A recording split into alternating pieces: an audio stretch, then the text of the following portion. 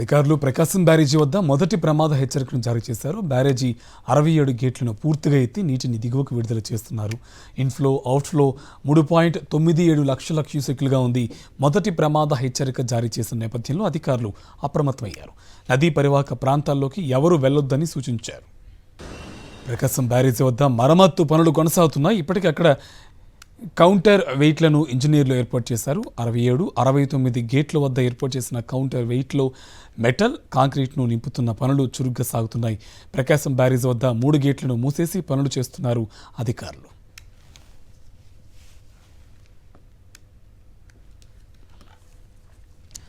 ఇదే అంశం సంబంధించి మరింత సమాచారం మా కరెస్పాండెంట్ అశోక్ మనకి డీటెయిల్స్ అందిస్తారు. అశోక్, డీటెయిల్స్ ఏంటి?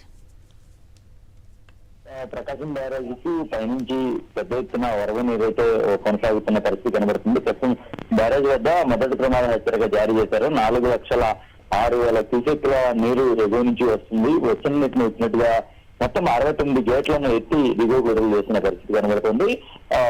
ఒక వారం రోజుల క్రితం ఏదైతే పడవలో ఢీ కొట్టడంతో దెబ్బతిన్న గేట్లు ఉన్నాయో ఆ గేట్లకు సంబంధించిన కౌంటర్ వెయిట్స్ ఏవైతే ఉన్నాయో వాటి స్థానంలో కొత్త వాటిని ఏర్పాటు చేశారు. ప్రస్తుతం ఒక గేటు మాత్రమే మూసి ఉంది. మిగతా 69 గేట్లను కూడా పూర్తిగా ఎత్తి నీటిని దిగువ విడుదల చేసిన పరిస్థితి కనబడుతుంది.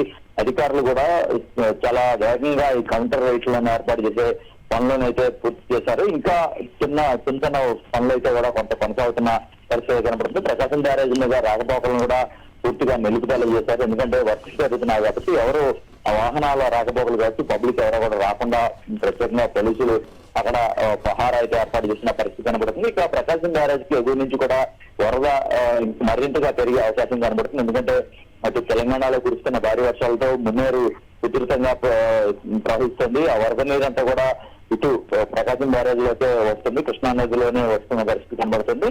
అయితే గత వారం రోజుల క్రితమే 11,43,000 క్యూసెక్ల వరద వచ్చిన నేపథ్యంలో ఇప్పుడు పూర్తిగా అధికారులు అయితే అప్రమత్తమయ్యారని చెప్పవచ్చు. ఇప్పటికే వారం రోజుల నుంచి గ్రామాలన్నీ కూడా ఏదైతే నదీ పరివాహక ప్రాంతాల్లో ఉన్న గ్రామాలన్నీ కూడా వరద నీటిలో ఉన్నాయి. ఈ వరద నదీ పెరుగుతుంటే అధికారులు పూర్తిగా చర్యలు ఎత్తుతున్నారు. అప్రమత్తత చేసి అధికారులందరూ కూడా అప్రమత్తంగా ఉండాలని హెచ్చరికలు జారీ చేసిన పరిస్థితి కూడా. Right, thank you Ashok.